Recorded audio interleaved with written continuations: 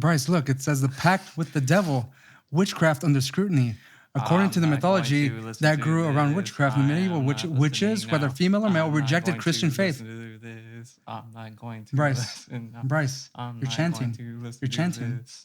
Satan is good. Satan is our pal. Hey, once they get inside here, it's over, pal. All right, welcome to the final viewing, another horror movie in October. If you watch any of our past episodes, we have Critters and Return of the Living Dead 2 on the list, or you can watch them on YouTube. Be sure to subscribe and comment below and all that stuff.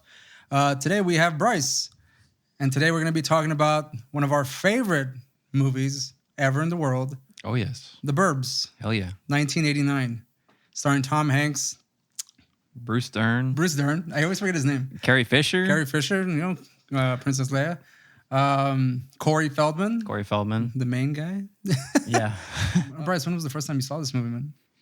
Oh, shit. I don't even know, man. I was probably elementary school. I mean, we had the VHS of it, and let's just say we wore it out quite a bit, man. Well, I didn't have the VHS, but I did rent it a lot from the video store. The one thing I wanted to say was that I lost my train of thought. They got you. They got me. Well, I will say one thing. I don't know what you're going to go on, man, but the movie definitely has a very 80s feel to it. Into the 80s. The movie was released 2 years after I was born. So I didn't see it till later on, but we're kind of breaking with what I had intended for these films.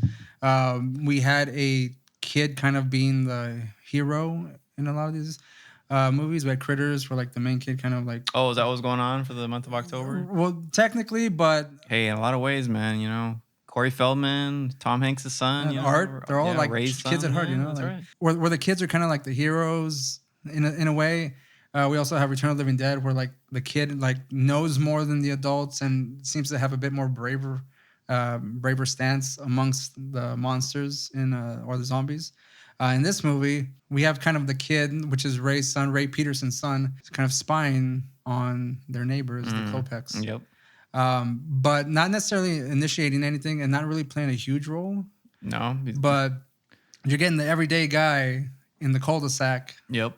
To kind of take charge of his neighborhood. And that's kind of like what we're going with this movie, you know? Okay, yeah. Yeah, just that, you know, it still has like that remnants of the 80s vibe to it, even though it's like turning into the 90s when it was released. But yeah, I could see it, you know, Ray Peterson, he's just an average everyday Joe. He just wants to be lazy, doesn't really want to have to deal with what's going on. I very much relate to Tom Hanks' character in this movie. You know, watching it as a kid, you know, like I got a new appreciation for this movie, rewatching it. I mean, I've seen it several times as an adult too, but like now getting into, you know, my mid-30s, rewatching it, I'm like, okay, I got a new appreciation for this movie because I empathize with him a hell of a lot, man. Yeah, I mean, there's plenty of scenes where, well, specifically, he's actually on vacation this week, and his wife keeps kind of like nudging him to go on vacation, to go up to the lake. Which is a great way to save on budget for Carrie Fisher because she's only in the movie for like, well, I guess she does. I mean, I guess she goes to the dinner party and all that, but she's not in the movie a whole bunch. So. Right, but I mean, like she does kind of pull Ray Peterson's strings a little bit. He does kind of get his way where, again, she wants to go out to the lake and like he makes a valid point. Me personally, as a person who goes on vacation and I mean, this is what I need, not to do anything. I just want to lay around, drink a couple hundred beers. That's what he says. Smoke the occasional cigar outside. Yeah. Just want to lay about and do nothing, you know? And I mean, she's like, it's your vacation. I mean, she kind of just lets him do it, you know, thinking that maybe this is not the greatest idea for him. When you have next door neighbors like Art who kind of like instigate a lot of nonsense. That I've never had. So like I've never had a person instigating a lot of shit. Maybe when I was a kid, I had neighbors who did that. And you have the neighbor Bruce Dern, who's all gung-ho America military guy. Yeah. That's a very, very different, you know, I think if they made this movie now, you think he'd be a Trump supporter? I could see that, yeah. Most definitely. You think Rumsfeld would be a Trump supporter? Oh, for sure, man. Well, you know what's funny is that you say he might be a Trump supporter, but I think that he's also kind of I mean, I hate to say this, but he's also kind of a pussy. You know, in a way, like he doesn't seem outwardly he seems very threatening. Like he's a military guy. Like don't fuck with him, you know. But there's different scenes in here where Ray Peterson tells him, shouldn't you be going up the light pole? It's awfully high. Yeah, and he's like, it's awfully high. And he looks at him like... And then, the scene where they're going to ring the doorbell of the Klopek's house. And he's like, we agreed to do it together. And he grabs Art's hand and they like touch it together. And he like bolts first. Also, like the one scene where like it leads up to probably my favorite scene in the whole movie, probably is when he's on the roof and he's like eating the animal crackers. Like, and he's taking like small nibbles on the crackers and shit. It's just so funny, you know? He's playing like this really hard character, but he just has a lot of toys. And I think that's basically it. Like he said he did spend how many? He said he spent 18 months in the bush or what? When he gets that guy's neck, so I can snap your neck in a heartbeat. So I'm like, maybe he wasn't. It sounds like he was a man. I don't know. Well, you know what? Maybe the suburban life has softened him up a bit because they are in a cul-de-sac. His main obsession is his yard. Yeah. And he kind of gets into little squabbles with the other old man. What's his name? Walter. He gets into little squabbles with Walter because Walter's dog goes and takes a shit on his lawn. Yeah, Queenie takes a shit on, And that's basically his life. You get up in the morning, you salute the flag, you do some lawn work, and that seems about it. Like, 'cause he seems like pretty chill the whole time. With his hot wife. With a hot wife, but it seems like he has a pretty relaxed life. Yeah. And I'm envious if that's the case. I mean, it may seem boring, but I mean, he's got like lots of nice toys.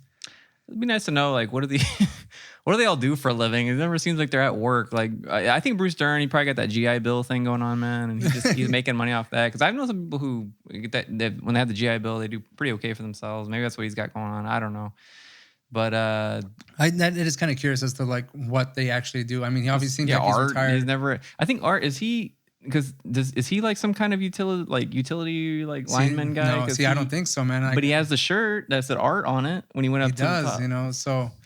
But if that's the case, like, why wouldn't he know what to do? I mean, well, he had the schematics, though, like, or like the electrical blueprint. Where did he get that from? But he didn't know what the hell he was doing. That's for Well, I mean, I think it would be safe to say that Art isn't very good at his job. Oh, yeah. Or just good in general, like...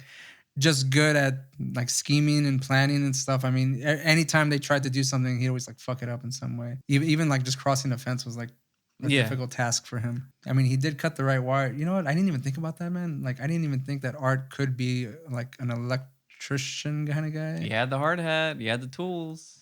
That's true. But I mean, see, what I thought when I saw that was that they just had toys. Like Bruce Dern has all these fucking toys, but I mean, he's in the military. I assume Art could find a way to find all these, you know what, man, kind of makes sense because that could be kind of like a what do you call it, a kind of a statement on the whole like suburban lifestyle. Like, everybody's got tools and toys because even Ray Peterson tells Art later on, he's like, "Go to show you my new tool set and all that." So. Yeah. Oh, Ray Peterson gets them from his wife's dad. Yeah. Yeah. And see. Yeah, I remember that because he tells Klopek at the end that I can help you rebuild your house. But like I said, I got the tools. But yeah, because like this whole movie, I think we tend to focus on the whole murder mystery aspect of it, but I think it's supposed to be, it's supposed to be a big commentary on suburban life. Obviously there's that kind of underlying tone of like what suburbia does to people. But because Art tells a story about that ice cream dude, Skip. Yeah, Skip. Where he murdered his whole family, and like over the summer, it was just kind of stinking up the whole town. Like the whole town had the smell of death. But I mean, I like it could be like Art's just exaggeration of a lot of it. I wasn't too sure, but he said, what did he say? Something about like, he can't be the. He's like, I mean, he can't be the smartest guy. The guy, he's wearing a paper hat and working, and scooping ice cream at 43. Since he's running for governor or some shit like that. But that's what it makes me. It's funny when that scene. And I never really thought about it a lot as a kid. I mean, I've seen this movie hundreds of times, almost it seems like. But watching it now, I was like, what the hell does Art do for a living then? If he's like commenting on this guy not being like very... Well, that's another thing is that like, what does he do? He has a nice house, like... Yes, exactly. And I might say, this is sort of like, in a way, if you want to look at it, it could be seen as a commentary on today's times, because look how easy it was to get a nice ass house in the suburbs. Like, what do these guys do? You know, they don't see houses like that now. They're like probably $1 million. I don't know where they are. I don't actually know where they're living. Like, but right. I mean, it wasn't specified like the town that they were living in, because like as we've seen in the film, it starts off like with the Earth, and it kind of just zooms into like an everyday. I was gonna say every man town USA. I was gonna say, kids, when you watch this movie, before Google Earth, there was the Burbs Introduction, right? That was a pretty good effect, honestly. They got the the Universal logo. It's like the spinning globe, and then they zoom in. I had never seen that before, honestly. I don't think there's any not in a movie like. And they go straight they go just straight down like all the way to like Well, I will say one thing: the Earth looks pretty fucking dry, like it's all brown. I go maybe at that particular time the Earth wasn't like doing so well. Like, I don't know, water. Man, but nothing was. Reagan was still president at the time. Yeah. I don't know, man. Was he? I don't know. Or it was Bush though? Wasn't it? Oh, it was Bush. Right. Bush. Still like. Not good. Not a lot of ecological environmental. Right, like the Earth looks like it's like about to burn like any second. Hey, that's why Captain Planet came along, man.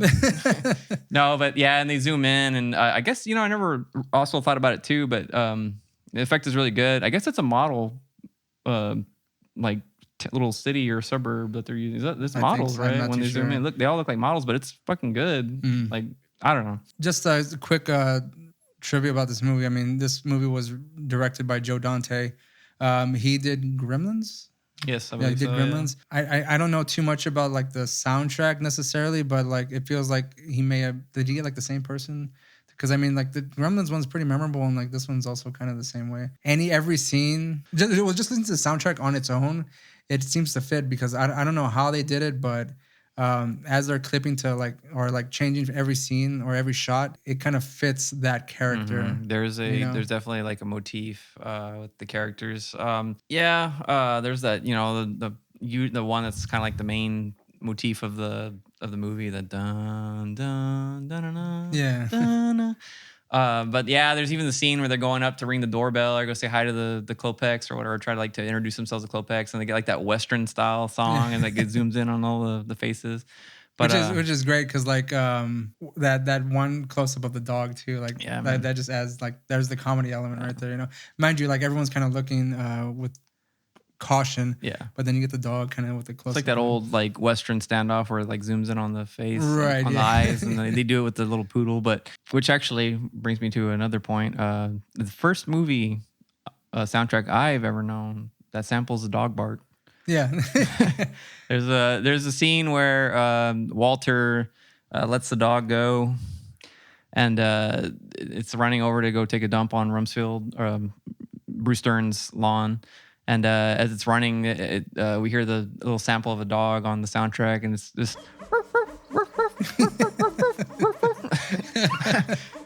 he just like seamlessly integrates that in there too, because the song's going, and then he just kind of like the dog bark goes in there, and I'm like, what the fuck? I've never.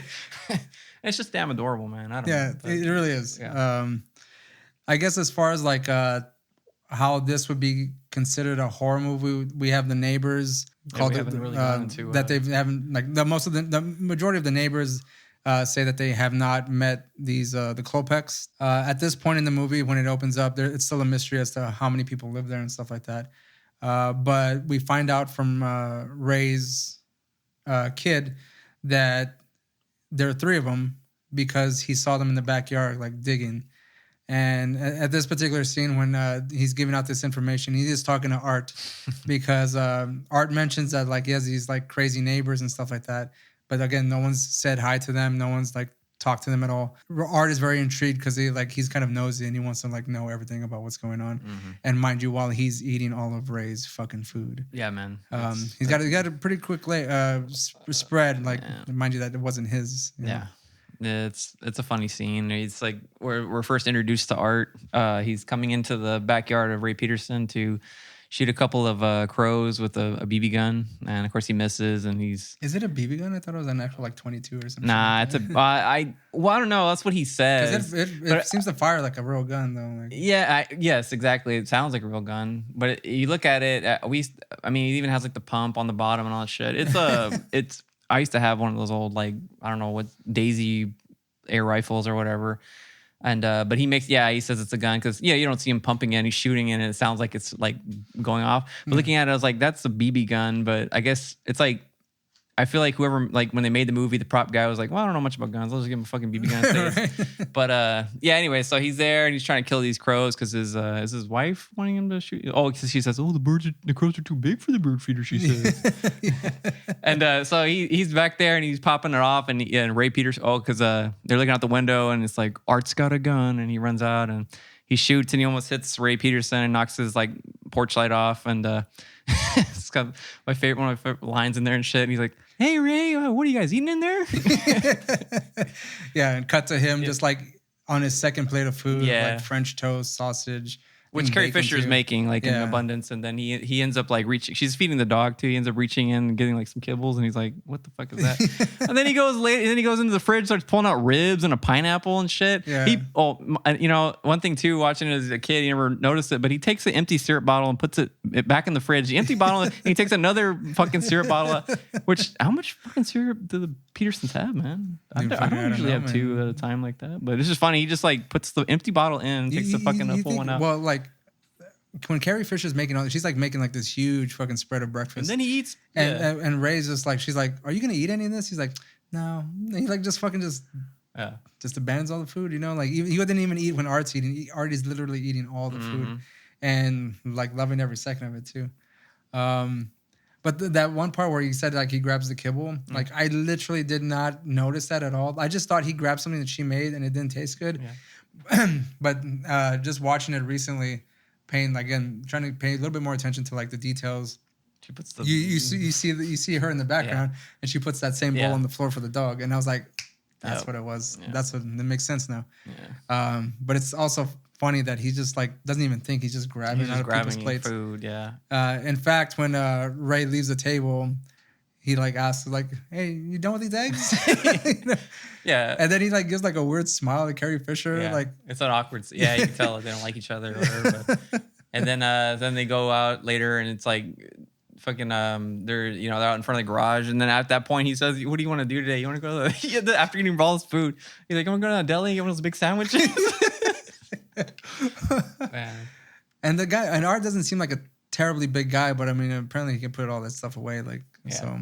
But at that scene, that's where, as Ray said, that's where we're introduced to the fact that there's three of them, and they're digging they're digging some holes. That's what the kid says, though, because Art asked him, is like, they're digging like grave diggers. Yeah, like grave diggers. And he's just like, as he like pulls off a bite of the rib, like. So that's kind of like how we're introduced to the whole plot of right, Klopeks and that's I guess again, like where like I would say the horror element of this movie kind of comes in. We're not too sure whether or not we're under the assumption that these people they're mysterious, they keep to themselves. But the one thing that kind of sets everybody off is when the neighbor Walter, the old man, goes missing, and because they see Queenie outside, she's dirty and stuff like that, and they try to go back and they break into Walter's house with Corey Feldman and Art and Bruce Dern, his wife, and Tom Hanks, Ray Peterson. Yeah. And Art is going through and kind of like swiping shit. He's like, fucking Tom, you want to not do that? You want to not steal that from an old man's house? Well, this is going to auction anyway. But yeah, so, and going back to him eating, like he goes to the fucking fridge, breaks out some cookies and shit.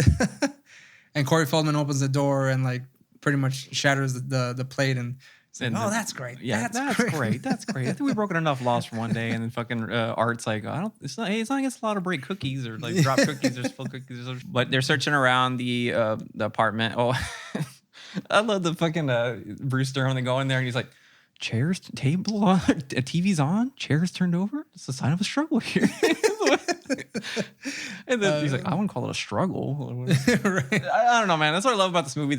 I don't know why, maybe if a lot of people, it may not be funny, but it's the fucking banter between these people. It's like the chemistry is there between these actors, and it's just that shit is what makes me fucking chuckle, dude. Like, and you get like everybody's like eccentric like nature, like you have Bruce Dern, and like everything that Bruce Dern says is like, it's almost like it can be the simplest fucking thing. When he fucking they're in the Klopeks house when they all like the wives Ray, Tom Hanks, Carrie Fisher, Bruce Dern, and his wife. They all go to meet the Klopeks, and at some point, one of the Klopeks, the doctor, I think he says like, "Oh, it's a shame that we never met earlier." And then Bruce Dern just turns around and goes, "Speak for yourself." No, it says who? Yeah, says who? Yeah, that's just, and it's his facial expressions, his delivery. It's just fucking great. And one of the characters that we have in this movie, again, we mentioned Corey Feldman, and he's kind of in the background, but like he also has like a pretty funny moments as well. Just in the beginning of the movie when we're barely like meeting these characters and they're kind of like interacting in the morning, where Corey Feldman is painting his house, and he talks to fucking Bruce Dern's wife. And what is he said to her? Like, Mrs. Rumsfeld, no tan line this morning. Yeah. And he's commenting on the fact that she's bent over digging. And he doesn't see the tan line from her. She's wearing like super short shorts. Yeah. And you can kind of see like into her butt cheek and stuff. Yeah. And no tan lines this morning. Yeah. That kid next door is a meatball. Yeah. Does he live there? You know what? That's his house. Yeah. That's his house. But okay. like, let's see, where's his fam? See, it's interesting. Where's his? Yeah. They happen to be gone this week also. Like, I mean, he brings his date over to like just watch what's going on in his neighborhood and stuff. Yeah, we don't know where Ricky's parents are. Ricky is Corey Feldman's character. Again, they're gone for the week. Everyone, takes place in the span of a week and like, or not even an entire week. It's just a few days. But like his parents are gone. I don't know. I don't remember if they're even mentioned where they're at. But all I know is that that's his house. And he needs to paint his house. Everybody in the neighborhood knows him. So, yeah, he does live there. Yeah. But so anyways, going back to the house. So they're in Walter's house. And they think that, you know, whatever. They're like, they think that something's happened to him. Well, something has happened, but it's not what we think it is. And so they go into the kitchen and shit. And so they find his toupee on the stove. And he's like, oh, what a great place to leave a toupee on the stove or whatever. And Bruce Dern again with this, like, his delivery. He's like, one thing about these old these old guys is they don't go anywhere without their hair.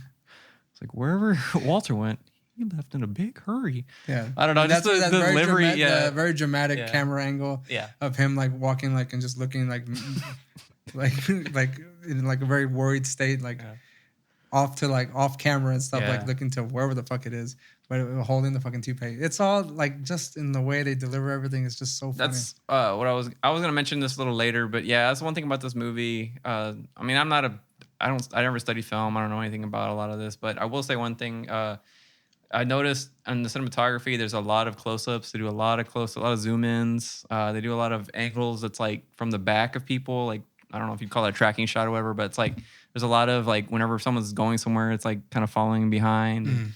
But a lot of close-ups in this movie I've noticed. Yeah, which is used to great effect in another scene we'll talk about later, where they go to meet the Klopeks and they're like, it's very claustrophobic, and you know, the way they do the camera angles in there is great because it just gives that sense of awkwardness. You know, like being with someone you don't really know and don't want to meet exactly. Yeah. But yeah. So anyways, they find the toupee. They think something happens. Ray Peterson writes a note, or he's trying to write a note to Walter that, you know, he's going to write more elaborate note explaining that they thought that something happened to him. I guess he was going to say that they thought he got kidnapped or something, but then he just ends up, he rethinks it and he's like, oh, I have your dog or whatever, which will come back to bite him in the ass later. It's just kind of funny. Yeah. And he slips the note in there, and I think he puts toupee in there. He puts toupee in there too, and then he takes the dog. So now the dog is with Ray Peterson. And the one thing that does raise everyone's alertness is when they do go meet the Klopeks. Again, the awkwardness. I guess we could just talk about that scene because that's going to lead up to.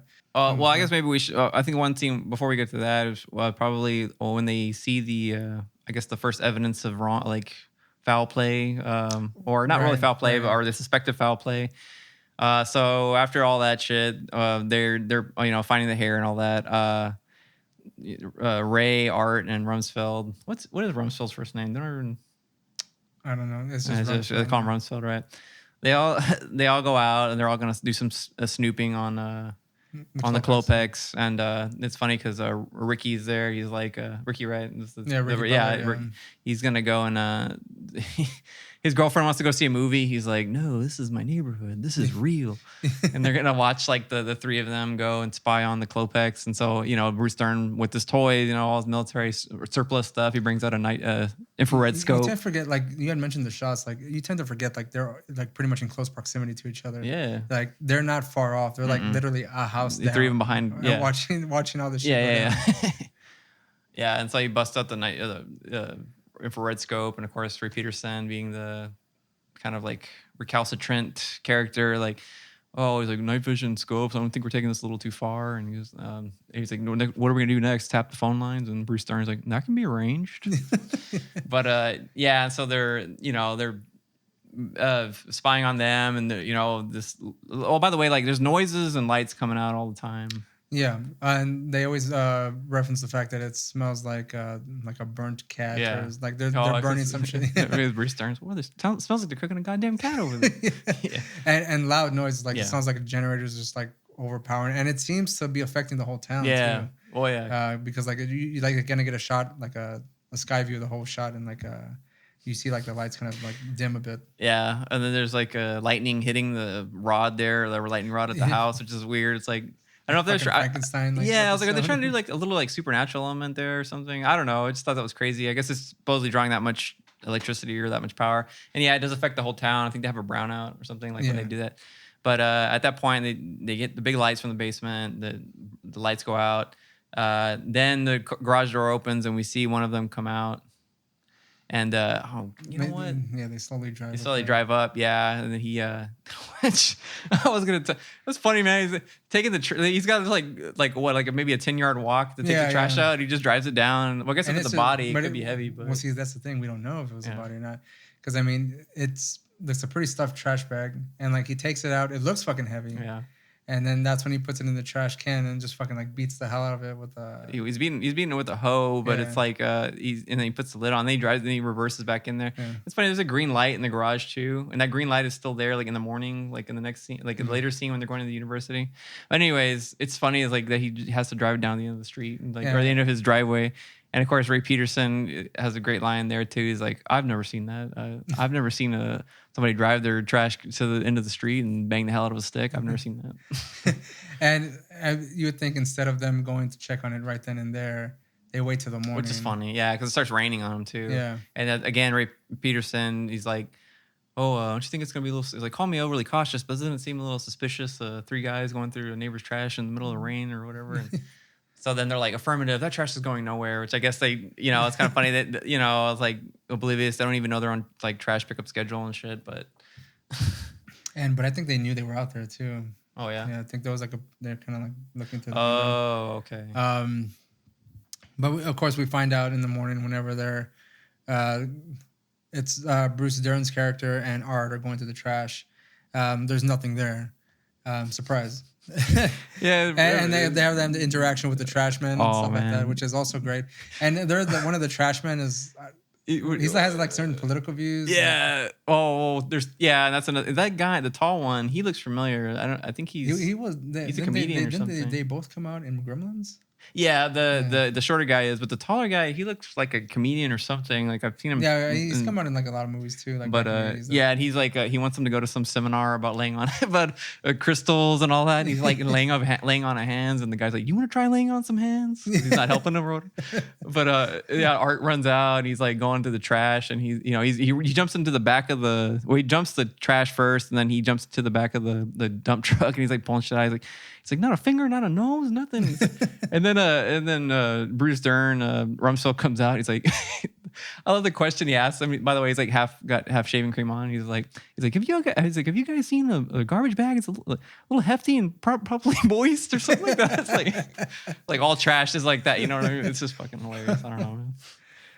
And then they get a little kerfuffle like with the trash. It's funny when he's running out, Art's calling. He's like, "Garbage, man, Garby, Garby." They give like these guys no respect, no they just give him a bunch of shit, man, because he's like they're throwing all the trash out into the fucking street, and then he's like asking him, he's like, "Well, who's gonna pick?" He's like, "The question is not about what does he say? Something who's gonna pick up this mess."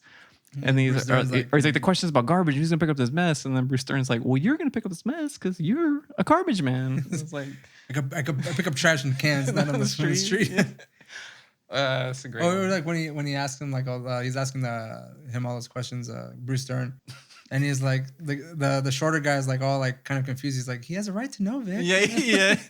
He's like not fucking. He's like giving him the trash and like he's helping him out. Oh yeah, because as he says. Once the trash hits the street, it's public domain. Yeah. So I guess they can do that. I mean, that's why you get people like sometimes sifting through the trash anyways. And that becomes a recurring theme throughout the rest of the movies. Like nobody picks up the trash. No one gives a shit. Nobody's gonna, and you know what? That's kind of funny in a way. Cause like, I feel like that's another commentary on maybe like middle class or like upper class people. It's like, well, you know, it's not my job. Like I'm not gonna do it. And they just leave the trash is there in the street through the whole movie. People running it over. Like, it's just a huge pile of trash in the street. That's funny, man.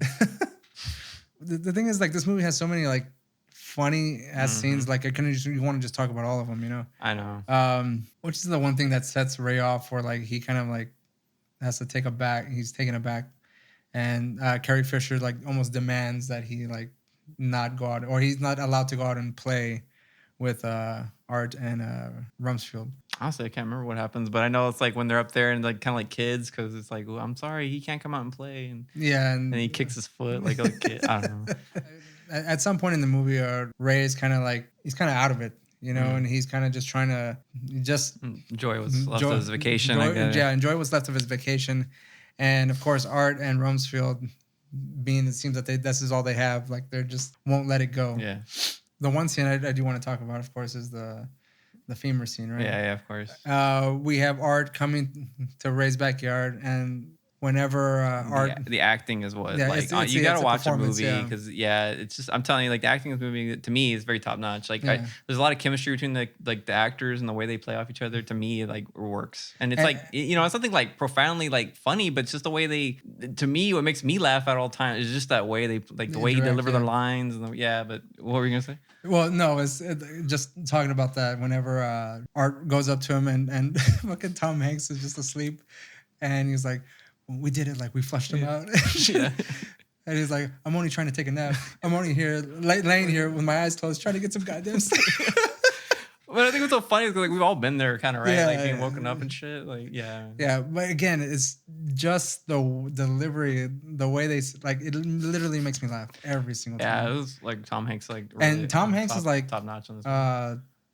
Like he really plays it like over the top, you know, like cracking, like crushing the fucking beer cans and like throwing them on the ground and shit, or like him like just grabbing his shirt and shit. He's like telling Art like they're gonna think I did it, like I'm like, and he's just like nobody's gonna think anything. It's fine. Of course, Art like doesn't think about consequences in any fucking way, shape, or form. And Ray, even though he wants to just like do nothing, like he's literally just thinking like, and there's a fucking almost ruined. There's a shit ton of beers on that. So he's had a few. Couple hundred. There you go, dude. A couple hundred beers. Hell yeah, man, that's perfect. Yeah, and he's like, he tells him like they're not gonna suspect anything, like they don't. And oh no, that's when he finds the femur. He's throwing the bone. The dog is digging up like some shit in the backyard, and he brings the bone over, and you know they're talking, and Art's not really paying attention, and he's just kind of like throwing the bone or whatever. And that's when, of course, you know he's about to throw it again. He's like, this is a femur. It's like, Ray, do you know what this is? And he's like, it's a bone. It's a femur bone. Yeah. And so you know, he's like, a femur bone happens to be a human thigh bone, Ray. It's like, look at the size of the thing. You think it came off a chicken or something? And then so he's like, and then of course that's when they throw the Klopeks come back, or they're in their yard. They throw the note over, and he's like, it's nothing. The guy's probably he's probably a litter bug or something like that. Yeah, and not to forget that one scene whenever in Art's mind, he concludes that bone belongs to Walter, because they still haven't found Walter by this point. And that's when you have that classic zoom in, zoom out, screaming and stuff. Again, another great scene. But I like how in that scene when they're zooming in and out and they're screaming, and then like Art, I guess it's like when the people walk, he kind of like he stops them or whatever.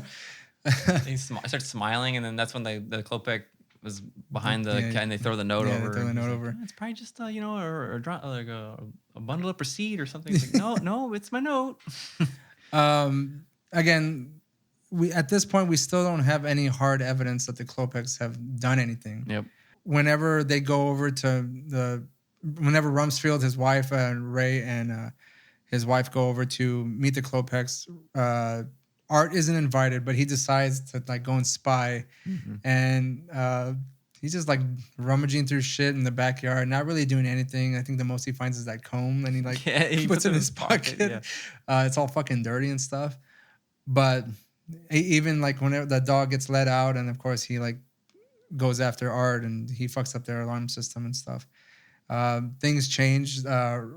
Ray finds the mail and the toupee in their house, not knowing that they were actually picking up Walter's mail.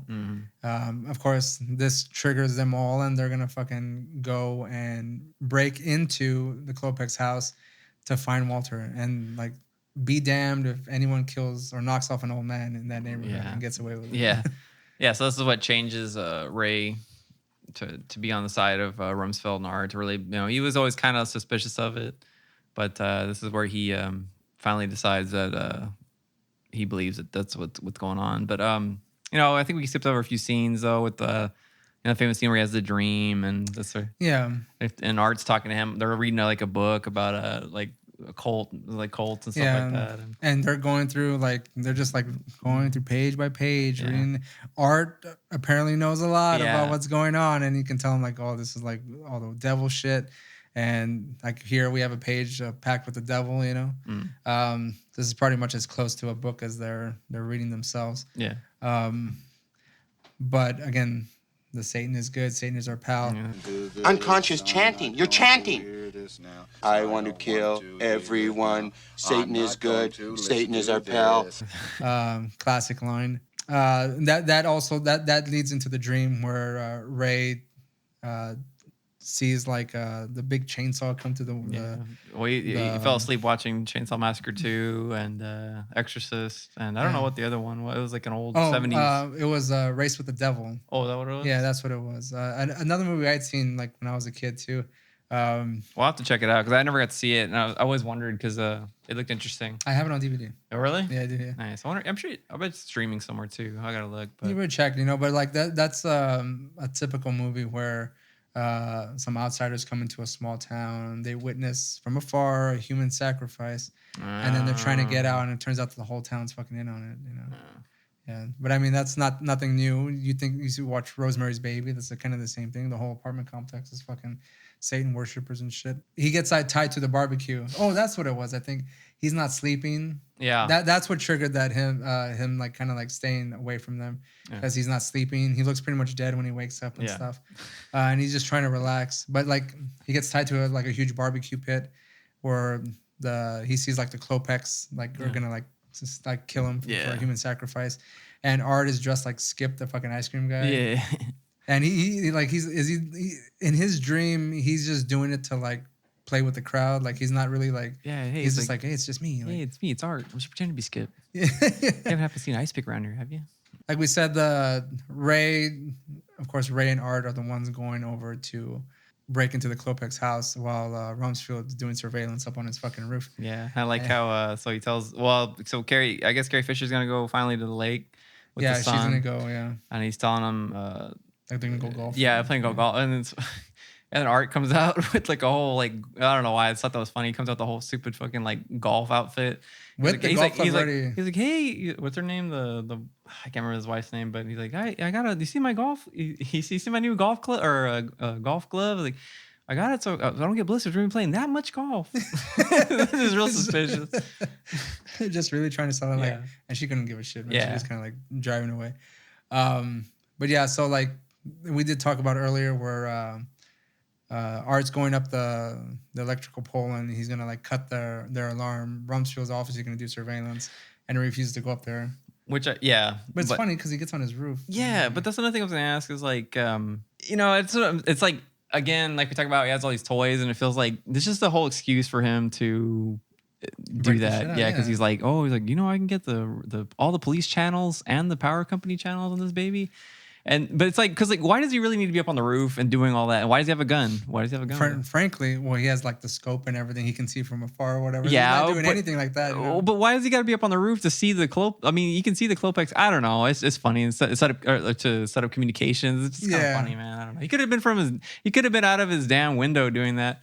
But that's another thing about the suburbs, man. Like, it's boring. So like, this is his way to kind of like do something exciting, because he's obviously not doing anything exciting. And he breaks out the toys. You know, he goes up there. He has the fucking scope. And, you know, he probably has that shit just sitting around. That's true. I guess you're right, man. People, I guess they do get bored, because then Ricky invites his friends over and they just basically sit out in the front yard, like waiting for something to happen, because he's telling them, he's like, man, you got to come over. It's gonna be live.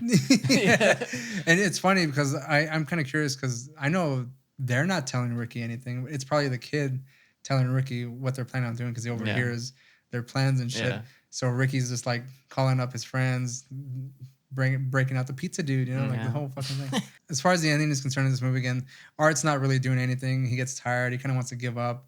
But Ray is so determined to find Walter's body that they dig up the backyard for a couple hours, it seems, and then they break into the house, and then they work their way down to the basement cellar, and they start digging holes in there. Yeah, and Art doesn't help him at all. He's just there sleeping in the. He's like, man, it's awfully hot out here. He goes, you want to dig one of your own holes? Yeah, it is awfully hot out here. He's like, you know, we got to go. Maybe we should go inside. They probably got some nice cool beer in there.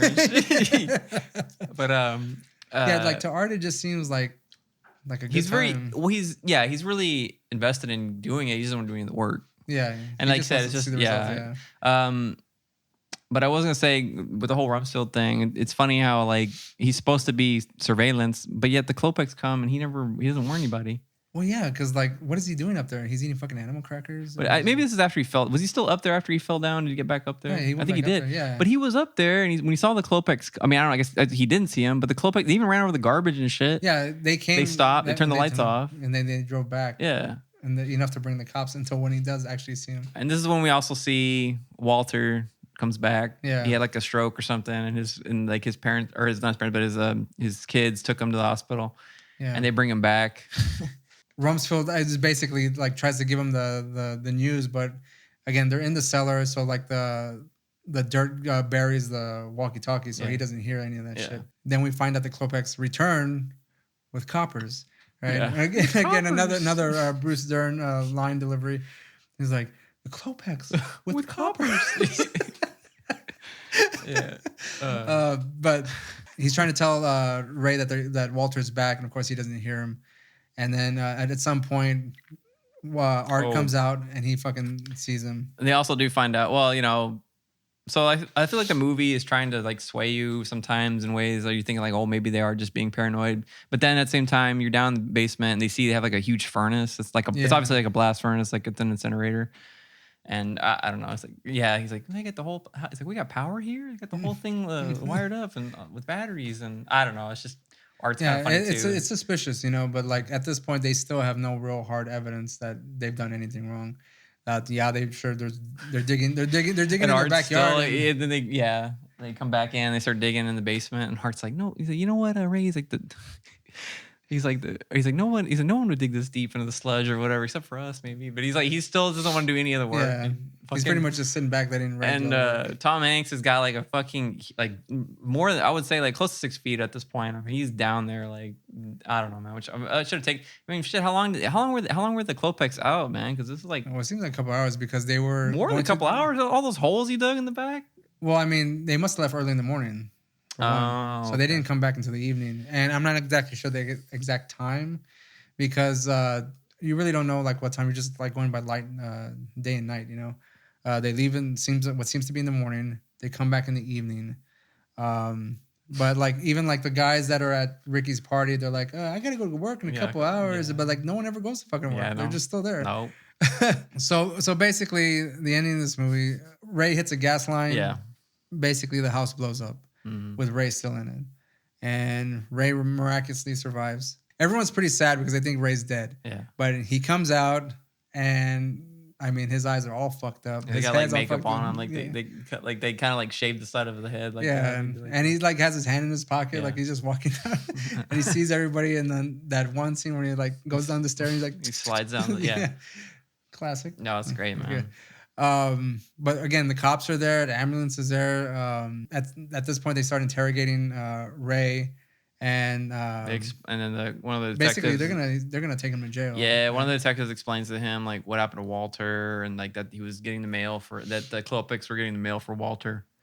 And Art doesn't even still believe it. He's still kind of like making excuses for this whole thing. Because I think at this point, like he's letting Ray take the fall for the whole thing. Because Art's not handcuffed. No. Neither is Bruce Dern. No. Whenever that fucking house blows up and Rumsfeld tells the Klopeks, he's like, "You got a lawsuit on your hands, mister." Yeah, man. Yeah, they're both like washing their hands of this whole thing, and Ray's taking the fucking fall. Oh yeah. And it's funny, man. He's just there like listening. He's like the one of the other detectives is reading all the stuff he's being accused of. He's like arson, assault, vandalism, and an old man says he's got a ransom note that claims you had his dog. Then he just looks at his wife. I really like your hair. Ray's just like, Art's telling him something. He's like, "Well, what do you want me to do, Ray?" Oh, because Art gets mad at him. He's like, he's like, "Enough, Art, enough." He's like, they're not the ones being paranoid and suspicious. We are. Yeah. And then he's like, "Well, what do you want me to do? Move?" And then he like runs after him with his fingers all messed. Oh, because he's like waving at him like this. You know what it is about this being in the suburbs, Art? And he's got like the brace on his finger or whatever. So he runs after Art and he's like, trying to choke him, and then he bites his finger. And anyways, and so let's get the favorite scene, Ray. he gets on the gurney. Yeah. He's like, "Take me to the hospital. Take me to the hospital. I'm sick." Yeah. And apparently that was an improv scene. That wasn't intentional. Like he improv that whole scene. And any day, man, anytime I'm having a rough day, dude, I just like I think about that scene. I just want to get on a gurney and be like, "Take me to the hospital. I'm sick." Oh shit. So Ray's in the fucking ambulance. And we have the Dr. Klopek goes in there and starts talking to him. And he's basically saying like, "Oh, yeah, I got tools. I'll rebuild your house and all this other shit." Oh, that's true. And basically the doctor doesn't believe him. Mm-hmm. He is basically about to kill Ray. And according to the original movie script, he was supposed to die. Like he was supposed to kill him. Yeah. Oh, okay. But of course they changed it up. That would have been too dark. Yeah. And I think that had something to do with it. Was the fact that Tom Hanks, they were just like, well, we can't really kill Tom Hanks. Like that would like make everybody sad. Well, yeah, because I mean, Splash had already come out. Not Splash. I'm sorry, Big. And at this point in time. He was a big time star at that point. So you can't just kill off Tom. Well, yeah, like I think Turner and Hooch came out just before this movie. So like all this kind of like, I think he was like either worked on it beforehand or after. I'm not too sure, but I think that Tom Hanks dying. I think Tom Hanks dying pretty much in any movie. I haven't seen Tom Hanks die in a movie except for Philadelphia. And that was very emotional. Yeah, that was very emotional. Saving Private Ryan. Also very emotional. But I mean, if you're trying to get like a comedy element to this, like this would have like fucking downer. Yeah. I mean, look how many times he would have died in like Joe versus Volcano. Oh, he didn't die. He didn't die that's though. True. Although he was going to. Yeah. He was supposed to die. But so basically, Klopeks basically say like they confess. And they get to like a little squabble. The younger Klopek tries to drive the ambulance away. I don't know how they think they're gonna get away with this. Hans, shit. Yeah. And they crash into Art's house. Oh, because he tells them, he's like, "You took my femur, but now I want my skull." Yeah. So he brings he's like fucking shaking. And they're like fighting, and he like Tom Hanks, which that's funny because like Tom Hanks like reaching up to like try to pull Hans like or whatever to pull over, and couldn't he have just stabbed him there like in the ass? Yeah, like, but I mean the doctor's tiny guy. I don't know because he's not even like he's just there like I don't know. Anyways, yeah, and so they crash, and then the gurney like rolls out. And they're like fighting on the gurney or whatever. And the gurney travels a bit. Yeah. And they hit into the back of the car, the Klopek's car, and which opens the trunk. And to which we reveal. And everyone's all yelling. Mm-hmm. And then the detective is this your vehicle, Dr. Klopek? Klopek. Yeah, I don't know why this gets funny. And again, because citizen's arrest. Yeah, he's doing citizen's arrest. He admitted to murder. Start with me, Carol. Yeah, Carol. There you go. We Carol. finally got her name. Yeah, yeah. We find out that he confessed to murdering the Knapps, which were the neighbors that Tom Hanks had before the Klopeks moved in. And the detective goes, "Do you have any evidence of this at all?" And then Ricky Butler takes out the blanket. "Oh, you do now." It is revealed that the Klopeks have a bunch of skulls in their back, in the trunk of their car. One of the Klopeks tries to escape Hans, and Bruce Dern finally like shows a bit of his skill. Yeah, runs. Hey, Pinocchio, hey, where are you going? Oh, yeah, and he does like the slide and trips him, and then he grabs him by the neck and he tells him he's like, "Don't you move, Sonny. I spent 18 months in the bush and I can snap your neck in a heartbeat." So it's like, oh, okay, well, so he really he can do something. Yeah. At that point, the movie ends. You know, like everyone drives away. They take the Klopeks away. Ray decides he's gonna go on vacation finally. Yeah. And he tells Ricky Butler like to look after the neighborhood. Then we have Corey Feldman just say, I love this neighborhood. And then of course we pan out again to the big earth. Boom, there it is. I would like to talk some more about favorite scenes that we didn't get to mention. One, I'm pretty sure you can agree, Bryce, is when the Rumsfeld falls from the fucking roof. Oh yeah. The clouds. You know what's funny? Like every time I watch this movie, man, like all I gotta hear is I know it's coming, and Corey Feldman says, "Yo, Rumsfeld," and I just see him fucking like just trip over himself and fall off the fucking roof. Yeah. And just thinking about it now just makes me laugh because as soon as I hear "Yo, Rumsfeld," like I'm already fucking laughing because I already know what's fucking gonna happen. Gonna happen? That scene and a lot of the scenes revolve around Rumsfeld. The funniest shit, man. Like the whole scene where he's up on the roof because then Ricky Butler's also asking him like, "Hey, Rumsfeld, what are you doing with the gun?" Like he tells him, "Shut up and paint your goddamn house." Whoa. Yeah. All right. Yeah. Another part when Ray and Art go for the first time to ring the doorbell, and the bees come out. Yeah. And they're running towards Rumsfeld. Run the water. And he's running with the hose and like he like fucking gets it gets stretched out too much and he like falls over. It's all that like physical comedy. You know? Like, surprisingly, like Bruce Dern's doing like all this physical comedy. I know, man. Whether if it's him or not, I'm not too sure. Well, the scene on the roof, I'm pretty sure it's somebody. It's because he does fall off that roof. But that scene with the bees is funny too because they're going and he and Art like his foot goes through the boards on the porch. And he's like telling him, he's like, we shouldn't, or he's like, what do you say? You need to pay for that. He's like, we shouldn't pay for it. We should sue them. He's just an asshole, man. Art's like, I don't know. Art is an asshole. He's just not taking like responsibility for fucking anything. And then, the boards give out away later too with Bruce Dern, like going over to have the dinner party. And I don't know why, but what the fuck is he carrying the brownies like that? Like, you notice that he's like, he carries the brownies like this, and then he's like on the porch. He's got them like by the fingertips. Yeah. And then his foot goes to the board and he drops in, of course, and he's like, there's the goddamn brownies. And he picks them up and still gives it to him. Yeah, there's like leaves on it too, and he hands it to the kid. Little something for the old sweet tooth. Yeah. And he sniffs it. But yeah, I never really noticed it, but there's like fucking leaves on it still and shit. Yeah, like it's all dirty and shit. It's fine. Of course, the scene where Hans is trying to be hospitable and gives him like a snack, and which was like one of the weirdest snacks I'd ever seen in a movie.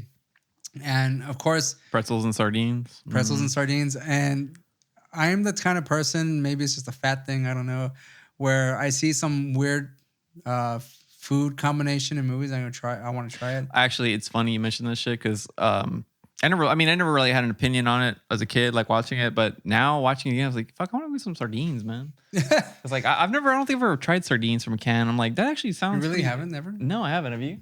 Oh yeah, dude. Like I used to get sardines from a can all the time. Really? Yeah. Are they good? They can be.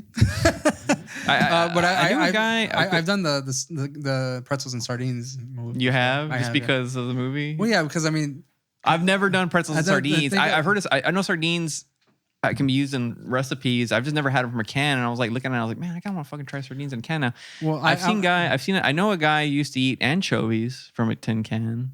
I've eaten anchovies from tin can too. But you see a sardine, that's like a little tiny fish, man. Yeah. So it was an anchovy, but a sardine looked like. They look like because anchovies are like little brown fish. Because right? I mean, like the thing is, like they come either with the head or without. Like, really? Usually they have them cut. Yeah, in that movie they had it cut. Yeah. So, but the thing is, when you bite into them, you can feel all the little bones. Oh, okay. Like in your. But they're like but they crunch. They're crunch. Softer. Yeah, but it just feels weird too. No, you get the boneless ones; they're still pretty good. Eat the tail too. No, there's no tail. Like the tail and the head are cut off. But have you had the one with the head? No, I haven't. No. That I haven't done, but I've tried the pretzels sardine move before. But the thing is, like in the movie, there's a bit of sound design that makes it seem real awkward because like whenever he takes it out of the fucking tin can. You hear the yeah. He puts it on, and then when he puts it in his mouth, you hear like crunching and the gooey sound. The gooey crunching. It's just it makes it look gross. You know? This is okay. So Ray's favorite part of the movie is, you know, what was your favorite part again? Was it Rumsfeld falling off the house? I have too many like in this fucking movie. But yeah, same here, man. But like this one's probably my favorite scene, and I don't know. I was like watching it last night, and I was chuckling at it again. Like even after watching it like 50 fucking time. I don't know how many times I've seen this movie, but that scene and the delivery, and I don't know how. Oh, by the way, the old man Klopek, his name is Brother Theodore, and he's actually a comedian. He's actually a stand-up comedian, but he has a very strange like look to him or whatever. But oh my god, that I don't know how. They must have. I can only imagine how many takes they've had to do this scene, because just like the fact that they weren't bursting out laughing. I don't know how they kept a straight face doing it. He's eating the pretzel, and the guy's just watching him. He's just there, like, yeah, and he's just there the whole time. Like the whole scene where they're in the living room, he's just like watching him. Like no matter what he's doing, he's just like angry because he knows the guy left a note and shit. It's just funny. I really don't know how that guy kept a straight face with the whole thing, and he's very like his deliveries are like they're very forceful, you know. Oh yeah, when he's like, my brother, the doctor. Yeah, that like, Jesus Christ. And then they're like, oh, unfortunately, we never got to meet the Naps before they moved away. And he's like, how unfortunate for the Naps. Or what was like when Rumsfeld goes, Klopek, what is that, Slavic? Nope. About a 9 on the tension scale. And he's also saying, like, you know, it's funny about the Naps. I never saw them moving or coming or going. He's like, oh, that's funny because the parking or the moving truck's been outside all day. Great, also great delivery, you know, like on his lines. Of course, the Hans character barely says anything. Yeah, and of course the one thing, and if you're in the Facebook group with the Burbs, like the whole time, the whole group is basically just quoting the movie the whole time in various ways, either by meme or someone will tell a story and then like throwing that all day shit, you know. I know I've seen a few of them say like point out like it came with the frame thing. It was like it came with the frame. Yeah. So I mean, if anyone in the Facebook group watches this, I mean, please tell us how we did, you know? Yeah. Yeah, man, like there's so many like favorite, I'm pretty sure we've gone over most of them. I don't think we've brushed over haven't talked about any of our favorite scenes. And man, if I wanted to go down the list, I couldn't even like give you like a list of my favorite scenes, like from like the best to really good, you know, because like they're not really the worst, you know? Pretty great, man. I mean, we didn't go over like, there's a lot of other funnier parts too, but I mean, there's a lot of funny parts, but you can't go over like the whole span of the movie, man. It's just it's great. I highly recommend it. You know what's funny though? It's like I was gonna say it never really got a lot of notoriety, man. Like it never really. No, just weird. Pretty much fell off. Like I mean, I don't recall it. In fact, we'll go over just a second. Like I want to know what movies came out at the same time, and I wondered. I'm assuming. I'm imagining it went to theaters. I mean, it's got Tom Hanks. I mean, yeah, I believe it did. Yeah, but. You know, I never hear anybody talk about it, like even around like, you know, 80s nostalgia. Like, I don't even know if I've ever seen, honestly, I don't think I've ever seen any, like, I'm sure there are somewhere, but I don't think I've ever seen any like YouTube videos of people reviewing it. At least there are YouTube videos like that go over the Burbs, but the problem is it's people like us, you know, people who love the fucking movie. Yeah. And we're not like, I mean, there's a lot of like very small channels. I mean, we're a fucking small channel as well. And again, I'm referring to the Facebook group. Like it is a really tight knit of people that really love this fucking movie, and we just so happen to be one of them. I don't know why the other podcast contributors for CineKuest Video, like they haven't really seen the movie. Like they have no idea. Yeah, you're the only guy that I know of. Of course, I mean we we're I guess live in kind of a small city, I guess if you want to say that, but I haven't really found anybody else who's seen the movie. I know you've introduced it to a few people, and I've introduced it for a few people. But you're the only other guy I know of that's like watched it as much as I have. Yeah. I just grew up with it. Like I don't know. How did you even get introduced to it? Same thing, man. I didn't rent it or anything. I just saw it on TV. I had HBO and Cinemax growing up, so I mean, this movie played. And the one thing I do remember is that like every time they were gonna say like The Burbs at 7:00, blah blah blah on HBO or whatever, there was always that fucking scene where Rumsfeld falls off the fucking roof. You know, that's an interesting. That's the one scene they always like that's show. That's a very interesting clip. Yeah, that's the one thing that stuck in my head the most. But I would watch it every single time, and I believe I still have a recorded version of it on VHS. I know. But, yeah, I just recently got the Scream Factory version. Yeah. On Blu-ray, which is one I've been wanting to own for the longest time. I don't even have a Blu-ray player right now, but as soon as I get one, it's definitely gonna be in my library, man. I was introduced to this movie by my parents. I don't think my mom or dad really liked it, and I remember we got it on VHS, man, and shit, dude, like. I can't even imagine how many. I'm surprised that tape even worked after a while. Like we just watched it so much, we loved it. You know, it's got those great one-liners you just want to keep coming back to. It's like I don't know. And again, like as many times as I've seen it, I literally laugh at the same shit every single time. Yeah, but it always gets me, man. It's the delivery, dude. It's like I don't know what it is, just the delivery, the way they do it. And even before wanting to do this episode, I talked about just the Burbs in general, just for our love of the movie, and. I mean, I'm pretty sure I would tell you, like I would send you clips of just that one scene where Tom Hanks is lying in his fucking. You don't even know how many times on YouTube I've seen that one fucking scene where he's lying in his backyard and Art comes up to him and he says and repeats that line that I'm just trying to get some goddamn sleep. like, and it literally makes me laugh every single time. Oh yeah, man. So as far as like the movie's concerned, again, this movie came out in 1989, directed by Joe Dante, also did Gremlins, and again we talked about the trash. Which Gremlins became like a cult classic, you know. Yeah. I guess this does have a bit of a cult following, maybe in some ways too, because like now you're starting to see like Burbs merchandise. Like, well, I mean, this was I guess it was like a homemade thing that somebody did, but and you got this at the Texas Frightmare Weekend. Yeah, and of course Fright Rags are releasing their like their Burbs line. I'd love to see some like Burbs pops or like Burbs action figures. Yeah, dude. Yeah, fuck yeah, dude. Like I said, this movie had a budget of $18 million and it did $49.1 million. So it made its money back and some a little bit, you know. Yeah. But as far I would imagine as far as like I could see that. I mean of course the lineup, the cast, but I guess the effects are pretty good. I mean, they blow up that whole house. Yeah. It seems like it's a really well shot movie. Yeah, one of the things it basically got more of its following whenever it was released on video. Oh, really? That makes sense. Like home movies or VHS, like usually that's when a lot of movies that don't make it big at the box office like really start to shine. You know? Yeah, and I wonder how much Corey Feldman. He had already done Lost Boys at that point. Obviously, I believe so. Yeah, like 1989. Yeah, and it's funny that he plays like this real like just side character. I mean, I don't know. I wonder how much they paid him for this movie.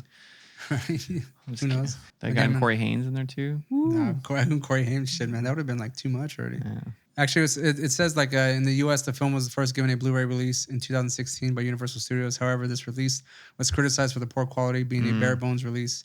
But in 2018, Shout Factory released the film on Blu-ray with a transfer and a majority of the special features from the 2014 Arrow release. Oh, okay. So it was on Arrow. Arrow? Yeah. So that is cult status, man. If you're on Arrow, yeah, for sure. Yeah. Interesting. Horror movies. Imagine you went to Universal Studios and they had a Burbs ride or something. Man.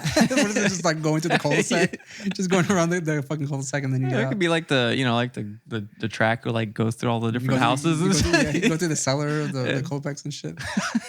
We go. Can we see inside Rumsfeld's house? Like, what's going on? How many toys does he have? Yeah, I guess the only two houses. You know, that's another thing too. I guess the only two houses that ever really, three was the Klopex, Ray's house a little bit. Art's house gets destroyed, but we don't ever like really get a good glimpse of it though. Oh, and Walter's house is the only one we really see inside. Yeah. Yeah. My wife is home.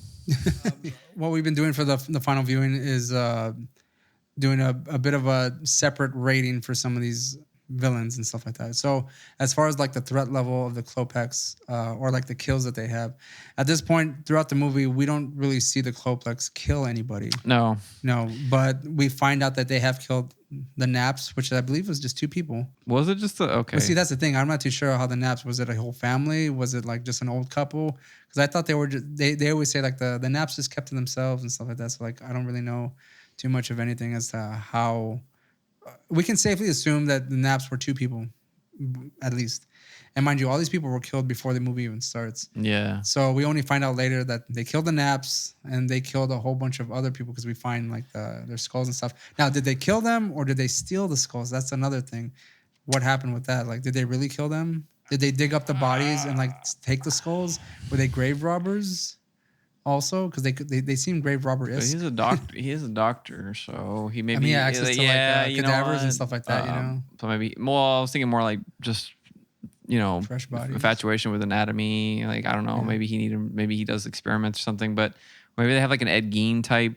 No, maybe like motive. They just like to collect body parts. But if it is homicide, I will say they must have a pretty extensive body count because that trunk was full of bones, dude. Full of bones. And when the whole scene when they're talking about, or when they meet them and they're talking about, he's like they've had to move 4 times as in as many years. So that means they moved 4 times. Are they trying to escape?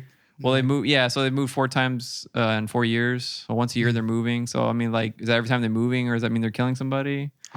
I mean, it's possible. Are they killing a bunch of people when they move? I don't know. I would say, judging by that trunk, I mean, it has to be at least like in the tens. I mean, like or right. more. Like, I mean, are they taking all that with them too? Or are they like, or is like that from recent, or are they like traveling with these bones? Well, I mean, if they're in the fucking trunk of their car, like, what's and funny? who are like, they incinerating all the time? Like are they digging up the bodies that they have in the back and then incinerating them? Like, because there was a lot of holes there too. There was a lot of holes, but there was a lot of. I mean, that incinerator had a lot of power. Yeah. So I mean, I don't know how many bodies are they doing at one time. I wonder who else they're killing though, because they killed the Naps. So no one else in the neighbor or in the cul-de-sac did they kill. Right.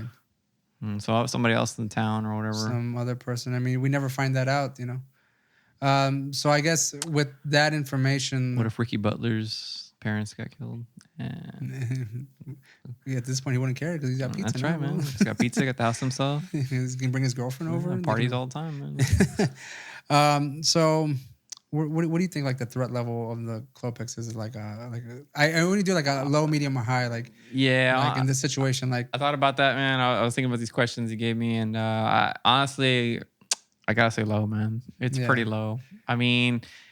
It seems like they're dangerous from all the people they killed, but they never killed anybody in the cul-de-sac. They couldn't kill Ray Peterson. They didn't seem like they were really motivated to kill people. So I now I'm thinking about it, Ray. You might be right. Maybe it's just grave robbers, man. Maybe it's possible. Maybe that's just what they did, and they killed if necessary. But I mean, because at this point, the only motive that we have for murder is they wanted the Klopeks' house. Yeah. I'm sorry, the Naps' house. Yeah, and they wouldn't sell, so they wouldn't just. Also, we do know. Oh, you know what? That's true. We do know they did kill them. Yeah, so for sure. Again, at this point, we're only assuming that there's 2 people that they killed officially, but the bones themselves. I mean, those bones they've been dead for a while. So I mean, unless they cleaned all that shit off, they cleaned the bones and stuff. And I mean, he is a doctor. He probably has access to certain chemicals that they can like.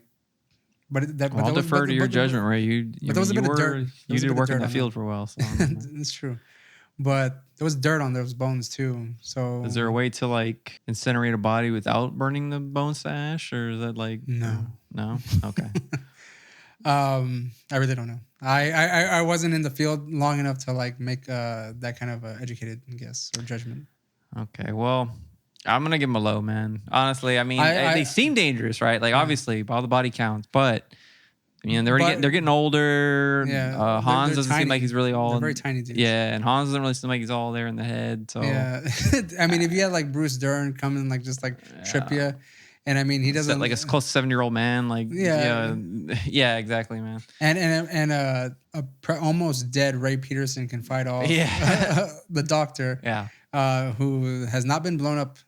But Ray Peterson has he's pretty weak. Mm-hmm. So, but he can like fight him off. Fighting off both of them, man. Yeah, fighting off both of them. So, I would agree with you, Bryce. I'm gonna say that the threat level or the threat level for the Klopeks is pretty low. Yeah.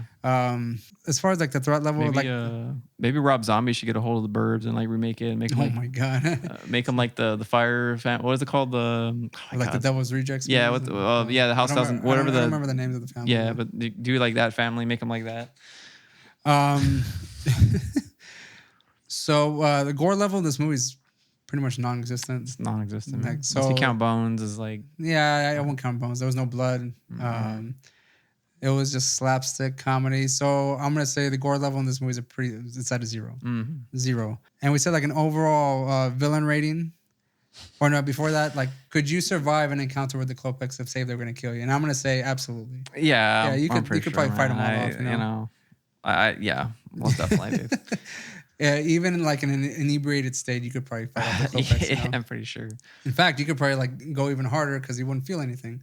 Well, it's just it begs the question: is like, how did they get all these? How did they kill these people then, man? I think it's as they're getting older because they've been moving a lot, and they just. There's not a lot of backstory behind them. We know they're not Slavic, that's for sure. But, did they move here to America? So maybe they killed a lot more people in Europe, but they were getting pretty old. The doctor's getting pretty old. So, I'm pretty sure you could survive. So the overall villain, like the Klopeks, like how would you rate him from like 1 out of like 5 or 1 out of 10? I think it was like 1 out of 5. Oh, man. I'm going to go off first and I'll say the Klopeks are at a fucking 1. Yeah. Like okay, good. Yeah, I was gonna say 1 too. I love the movie, so I don't want to I don't want to smirch the Klopeks, but I'm sorry, guys. I'm gonna step that shit up, man. You go like if a cul-de-sac of these goofballs can like kind of take you on, yeah, man. I think most people have a fighting chance. I think that maybe like they're just attacking old folks. Seems like it. Yeah. That might be what's going on. They gotta go for the most vulnerable, So maybe the doctor is sort of like a doctor. Maybe it's sort of like a Kevorkian type guy. Maybe he just Maybe he scouts out the hospice care and stuff like that. Yeah, you know what I'm saying? Like a Dr. Kevorkian type guy. Like he's like the angel of death type dude. Like he just kind of, people are, well, I'm not like benevolent, but like just sort of. He's very unassuming too. Like he's a small guy. He's very soft spoken. He doesn't look, facially, like his face himself, he doesn't look threatening at all. Yeah. What do you think the sentence is for the Klopeks since they got arrested? Well, again, we're not exactly sure if they murdered the Klopeks. So I would say that I'm gonna assume at this point, since I don't know for sure that there might be grave robbers or like they're stealing bodies. Do they have the bodies for the naps? So there's no body. It's kind of hard to Maybe the naps are like in that little trunk collection they have there. What's the DNA analysis like at the time, though? Can they get? Do they have that great of a technology at that time? It's 89, I don't know anything about the legal system and like in the universe of the Burbs. Yeah. So I'm just gonna take a wild guess and say that the Klopeks are going to jail 15 to 20. Which is, at that point, basically the rest of their lives. Yeah, well, not Hans. Hans can get out still. Yeah. But they might just sentence him to like a mental institution. The doctor probably. They said he was what did he say? A well-respected pathologist. So maybe, he probably has a lot of money to hire a good lawyer. Maybe, yeah. I don't know, man. Maybe 5 to 10, the max. Yeah. If we're gonna go into the trial of the Klopeks, we also have Ray Peterson who has to testify. Yeah. We have Art who has to testify. We have Rumsfeld who's gonna testify. We have Ricky Butler who's gonna testify. Like the whole neighborhood's gonna testify. Yeah, but it's all. It's true. But it's hearsay though because there's no recording of him confessing that Ray Peterson. But it's only Ray Peterson's word. Like he pretty much confessed. There is no recording or anything like that. But maybe there's like a sign that maybe at this if there is a Burbs Part 2 and they go into the trial of the Klopeks, they have a signed affidavit from the doctor who's already just admitted to the fact. They already found all these bones on him. The Burbs 2 Klopeks in jail or something. Well, I'm pretty sure that those guys are not with us anymore, though. They were pretty old when this movie came out. But that guy Hans is still around. So I'm sure Hans is still around, but I don't think Brother Theodore is still alive. No, I'm pretty sure. I think that doctor guy, he's been in other movies too, and I can't remember what other things I've seen him in. I could have sworn he was in Caddyshack too. He might be. I don't remember, but I know I've seen him in other movies as well. Yeah, I used to get him mixed up with the guy from Fright Night, the guy that plays Van Helsing. I used to get him kind of mixed up, But that guy's taller for sure. Oh yeah, for sure. Yeah.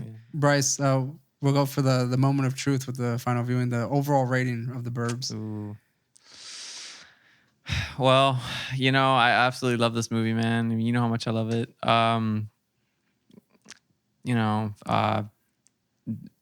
Can you give a movie a perfect score? I don't know. I guess I won't. We'll go to 4.75, right? Near perfect, but I'm sure some. You know what? No, I'm gonna give it a 5. I'm sorry. I don't. You know what, Bryce? I'm glad you did that because I was gonna give it a perfect 5. Yeah, I'm gonna give it a 5 too. I can't find any flaw in this movie. I'm sure someone will probably see something that they don't like. Yeah, about it, that's personal taste, and if we're going to personal taste, I'm giving it a 5. Must see. Yeah, all right. Perfect 5. Fucking for final viewing, The Burbs. Check it out. Watch this movie. Yeah, watch this movie a million times if you have to, because it's funny every single time. That's right. And if you don't find it funny, there's something wrong with you. Mm-hmm. This movie is just great to me. Like, you know, I feel like I wish there was a movie. This was a movie that I really could just like give to people and be like, oh, you're gonna love it. It's not the case because everyone's like certain like different preferences and stuff. You're gonna have a suitcase full of like burned copies of right. Just handing them out to people. Well, yeah, the humor is definitely not like today's humor. You know, I feel like also too the Burbs kind of exists in a in that bubble of not that era really. You know what I mean? Mm-hmm. I don't know if you agree with me or not. I mean, the humor, I love it. You love it. I don't know if the younger generation would love it. I don't know if they would get the humor. You know what you can do is like I guess well, you showed it to somebody and what was well I showed, like just recently I showed it to my mother because Burbs, I put on the Burbs kind of very regularly, and she had never seen it before, and she loved it. She thought it was great. She laughed at all the parts, you know. But any like younger people you showed it to if they liked it? I really haven't showed it to any like younger folks. The only thing I could tell people is when they're watching this is that it's Tom Hanks. Most people love Tom Hanks, and if like Tom Hanks is in a movie, most folks would enjoy it. I would say if I were a parent, I could show it to my kids. It seems like a movie a kid would enjoy. Because it's like slapsticky and all these people falling all over the place. I hadn't even thought about that. I should show it to my kid and see if he likes it. I mean, he's pretty young, but yeah, I would say like a good maybe like 7, 8 years old. Probably a good time to watch The Burbs. What's the rating on this movie? It's rated PG-13. Man, I don't even know. Let me double check on that. Hold on, let me double check. Yeah, because man, I feel like at that time, you know. Now they're a little more strict about ratings on movies, but I think at that time it would have been almost like a PG, man, because. I mean, well, by today's standards, it would be totally a PG movie because I mean, there's not really like cursing or anything. You think today?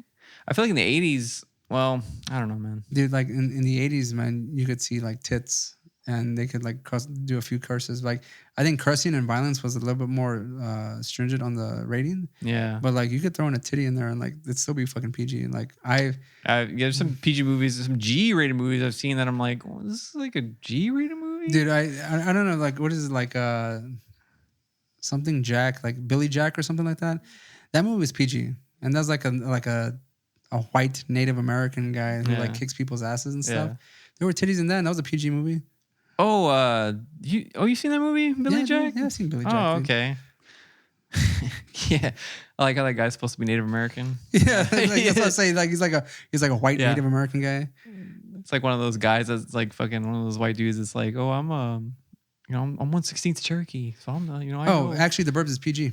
Oh, okay. That makes a little more sense, honestly. Yeah, so I mean, like, you can show it to kids. Yeah, you definitely could. That's kind of funny to think that, you definitely could show it to. It's so weird. I never even thought of it like that. Yeah, I mean, this whole time I thought it was PG-13, but I mean, just thinking about it right now, like, yeah, there's no reason for it to be PG-13 at all. Like, it's a pretty tame movie. Like, yeah, you could definitely show it to your kid. There's no gore. I mean, there's like maybe.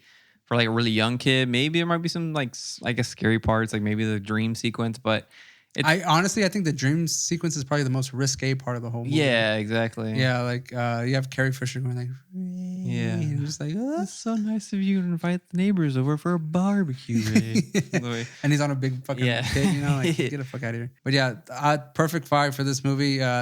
Check it out. If you haven't seen it, or if you have, leave a comment below. Do you love the movie?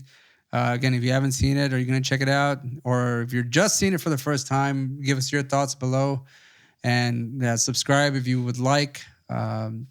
Keep tuned to the CineKuest video because we're going to do 2 more horror movies. 2 more horror movies for Halloween. This is next. At this point, I would say like this is not necessarily a horror movie, but it kind of falls into that genre. Yeah, a little bit. But so far, we've been doing a bunch of horror comedies. This is a comedy, thriller, mystery, bit of horror, like I said. And we got some more coming your way. So Bryce, thanks for being on this. Do you have anything else to say about the Burbs? I'll just say, and remember, guys, Satan is good. Satan is your pal. Yes, remember that. All right, guys. We'll see you next time. See ya.